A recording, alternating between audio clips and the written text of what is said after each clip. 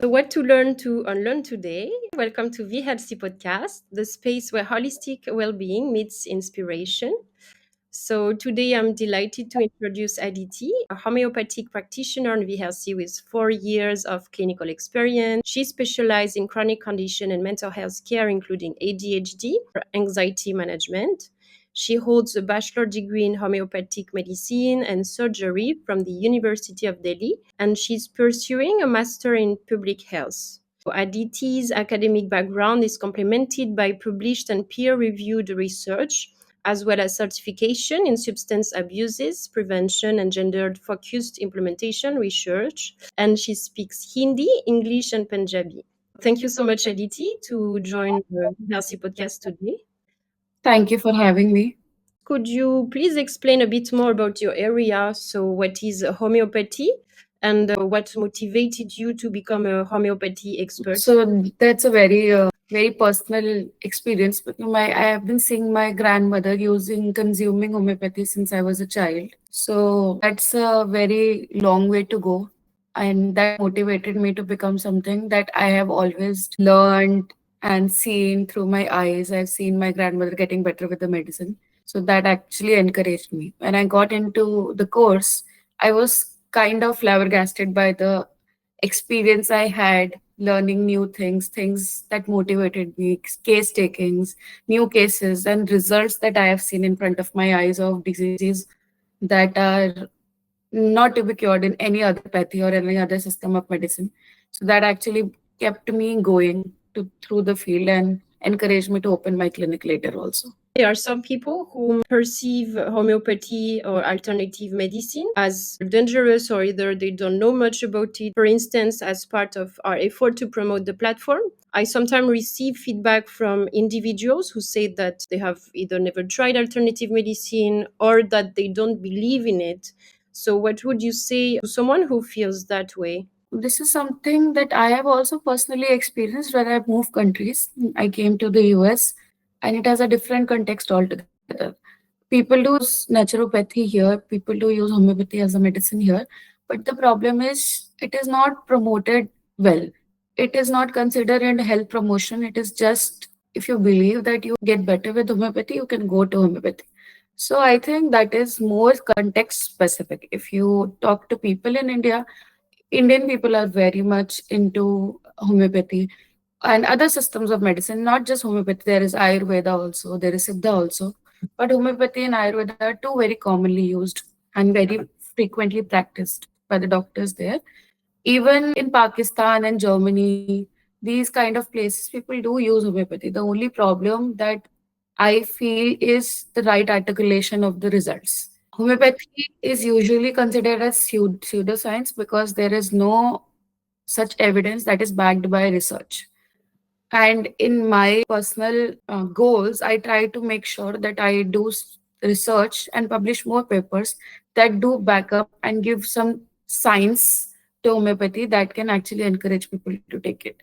Although I have seen a little bit improvement over the years, people are actually doing research, and we do have research programs in India. We have CCRH, Mhm. it's a Central Council for Research in Homeopathy. People are actually doing things there, but to bring it to life, to bring it to a paper, it's quite hard because in homeopathy, I had this experience that I was never encouraged to write a paper.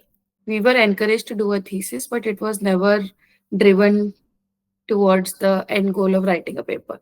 That is why I joined public health, where I learned how to do research and how can I bring this thing to life. If I understand correctly, homeopathy is medicine which focus on the root cause of a health condition. It may take more time, but it has also more sustainable results. Do you think it must be coupled with the belief that something is going to improve, or did it happen to you that you had some patient who didn't have the belief but still were satisfied with the result? I don't know.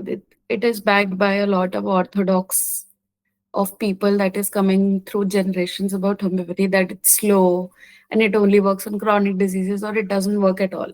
There are counter arguments also that people say that it does not work. But in my personal experience, I do not enter in such kind of patients because if you do not believe in something, it won't work.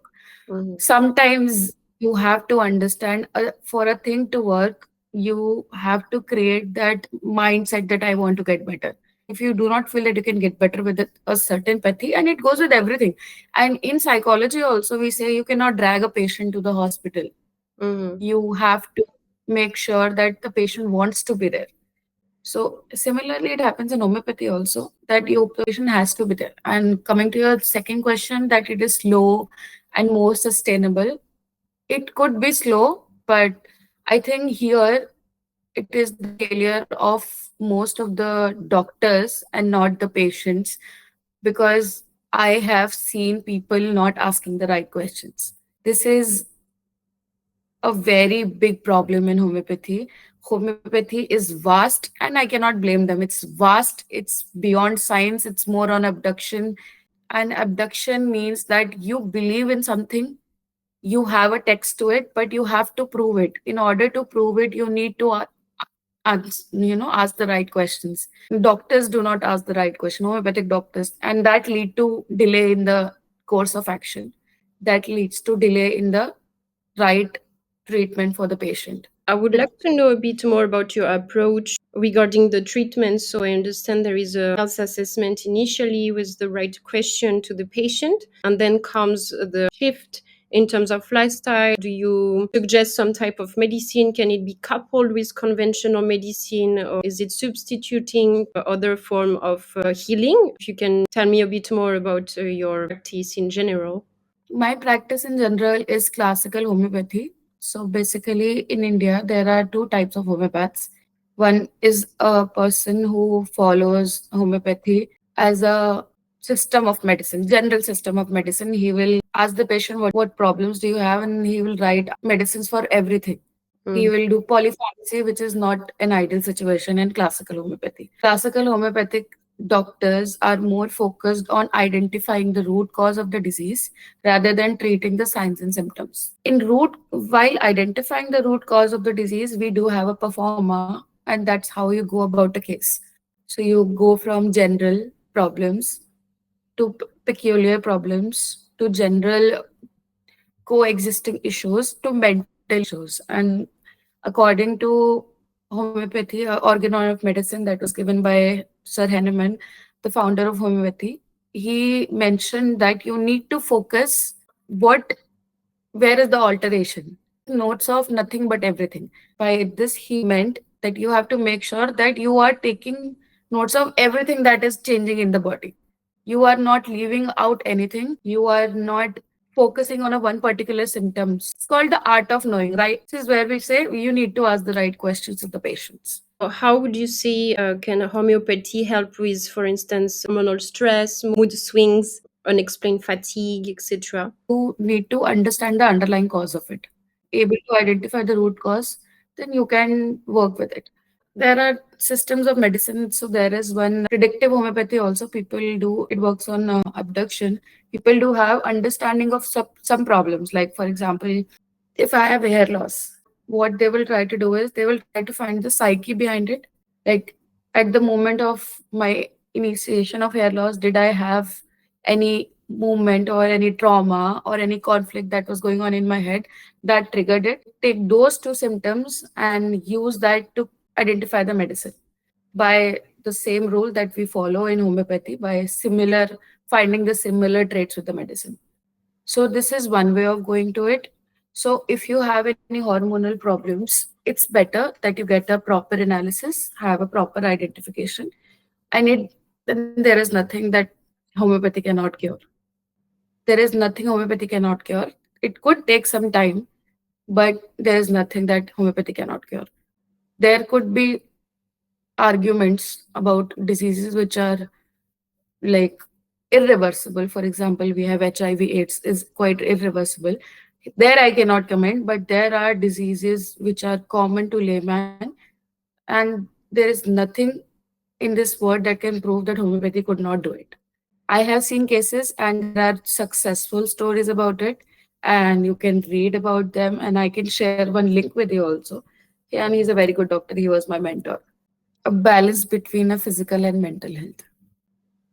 It's very important. This balance is completely out these days. If your physique is better, your mental, your psyche is not better. And it goes both ways. So I want patient to achieve a life where they are happy and they are healthy. Thank you again so much, Aditi. Thank you for having me again. It was wonderful talking to you. My pleasure.